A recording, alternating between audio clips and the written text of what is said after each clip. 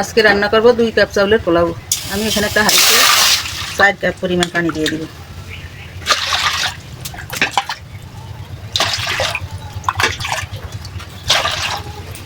পানির সাথে আমি দিয়ে দিলাম 2 টুকরা দারচিনি, 5টা এলাচ, লবঙ্গ।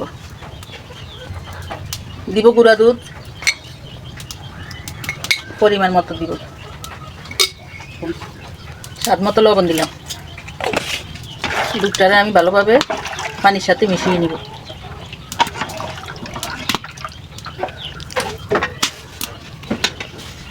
দুধটাকে আমি এভাবে জাল করে নিব। 1 চামচের মতো আমি চিনি দিয়ে দিলাম। দুধটা উতরে এসে এখানে আমি চালটা দিয়ে দিব।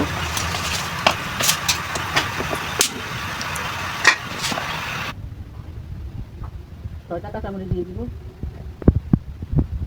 পেঁয়াজ বেরেস্তা দিয়ে দিলাম।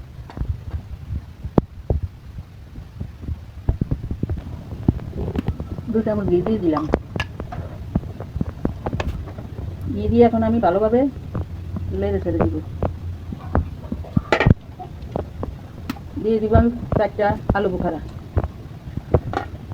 দিয়ে দিব কিশমিশ।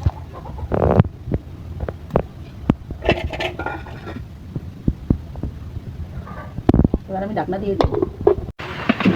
পোলাওটা আমার মোটামুটি হয়ে গেছে, এখন আমি একটু দমে রাখবো। আমি এখন একটা তাওয়ার উপরে দমে রাখবো কিছুক্ষণের জন্য। পোলাও রান্না হয়ে গেছে, এখানে আমি উপর দিয়ে একটু ঘি দিয়ে দিব। একটু ঘি দিয়ে দিব।